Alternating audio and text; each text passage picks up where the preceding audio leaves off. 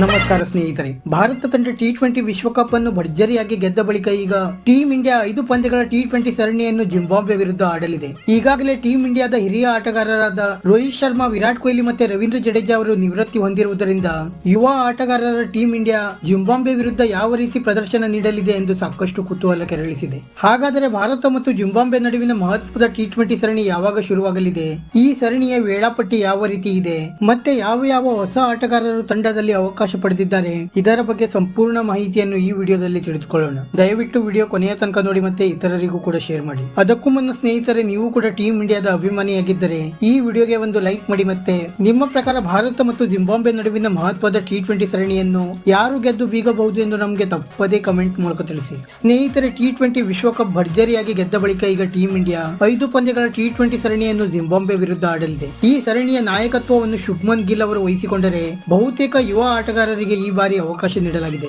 ಹಾಗಾದ್ರೆ 5 ಪಂದ್ಯಗಳ ಟಿ20 ಸರಣಿಗೆ ಭಾರತೀಯ ಯುವ ಪಡೆಯ ಕಡೆಗೆ ನೋಡೋದಾದ್ರೆ ನಾಯಕತ್ವವನ್ನು ಶುಭ್ಮನ್ ಗಿಲ್ ಅವರು ವಹಿಸಿಕೊಂಡರೆ ನಂತರ ಋತುರಾಜ್ ಗಾಯಕ್ವಾಡ್, ಅಭಿಷೇಕ್ ಶರ್ಮಾ, ರಿಂಕು ಸಿಂಗ್, ಧ್ರುವ್ ಜುರೇಲ್, ರಿಯಾನ್ ಪರಾಗ್, ವಾಷಿಂಗ್ಟನ್ ಸುಂದರ್, ರವಿ ಬಿಷ್ಣೋಯಿ, ಅವೇಶ್ ಖಾನ್, ಖಲೀಲ್ ಅಹ್ಮದ್, ಮುಖೇಶ್ ಕುಮಾರ್, ತುಷಾರ್ ದೇಶಪಾಂಡೆ, ಸಾಯಿ ಸುದರ್ಶನ್, ಜಿತೇಶ್ ಶರ್ಮಾ ಮತ್ತೆ ಹರ್ಷಿತ್ ರಾಣಾ ಅವರಿಗೆ ಅವಕಾಶ ನೀಡಲಾಗಿದೆ. ಮತ್ತೆ ಈ ಸರಣಿಯ ಮೊದಲ ಪಂದ್ಯ 6 ಜುಲೈ 2024 ನಡೆಯಲಿದ್ದು, ಎರಡನೇ ಪಂದ್ಯ 7 ಜುಲೈ 2024 ನಡೆಯಲಿದೆ. ನಂತರ ಮೂರನೇ ಪಂದ್ಯ 10 ಜುಲೈ 2024 ನಡೆಯಲಿದ್ದರೆ ನಾಲ್ಕನೇ ಟಿ20 ಪಂದ್ಯ 13 ಜುಲೈ 2024 ನಡೆಯಲಿದೆ. ನಂತರ ಈ ಸರಣಿಯ ಅಂತಿಮ ಪಂದ್ಯ 14 ಜುಲೈ 2024 ಹರಾರೆಯಲ್ಲಿ ನಡೆಯಲಿದೆ. ಮತ್ತೆ ಈ ಸರಣಿಯ ಎಲ್ಲಾ ಪಂದ್ಯಗಳು ಕೂಡ ಭಾರತೀಯ ಕಾಲಮಾನದ ಪ್ರಕಾರ ಸಾಯಂಕಾಲ 4:30 ಶುರುವಾಗಲಿದೆ. ಸದ್ಯ ಟೀಮ್ ಇಂಡಿಯಾದ ಬಹುತೇಕ ಆಟಗಾರರು ಜಿಂಬಾಬ್ವೆಗೆ ತೆರಳಿದ್ದು, ಭಾರತೀಯ ಯುವ ಪಡೆ ಜಿಂಬಾಬ್ವೆ ತಂಡವನ್ನು ಮಣಿಸಲು ಯಶಸ್ವಿಯಾಗುತ್ತಾ ಎಂದು ಕಾದು ನೋಡಬೇಕಾಗಿದೆ. ವಿಡಿಯೋ ಇಷ್ಟ ಆಗಿದ್ದರೆ ಲೈಕ್ ಮಾಡಿ ಮತ್ತೆ ಚಾನೆಲ್ ಅನ್ನು ಸಬ್ಸ್ಕ್ರೈಬ್ ಮಾಡಲು ಮರೆಯಬೇಡಿ.